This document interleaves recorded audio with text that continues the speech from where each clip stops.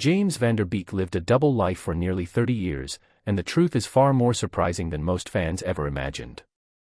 To the world, he'll always be Dawson Leary from Dawson's Creek, the clean-cut, emotional teen icon who became the face of an entire generation.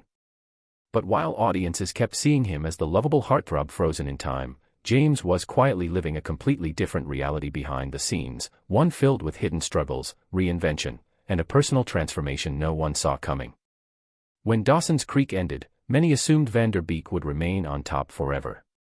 But Hollywood can be brutal, especially to actors who become too closely tied to one legendary role. While the public expected him to land one blockbuster after another, James was privately dealing with rejection, typecasting, and the painful realization that fame can vanish faster than anyone admits. In later interviews, he hinted that the transition was emotionally difficult, because when your entire identity becomes a character, you can lose sight of who you really are without it. And that's where his double life truly began. Publicly, he smiled through interviews, showed up at events, and played along with the nostalgia.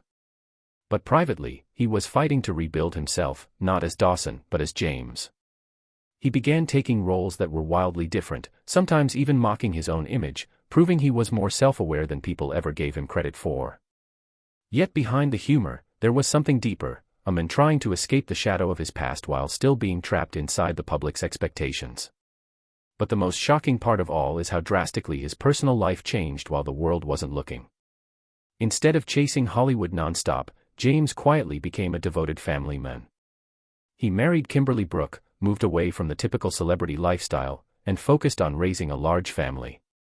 While fans expected drama, scandals, and flashy headlines, James was living a calmer, more grounded life, one centered around fatherhood, faith, and personal growth.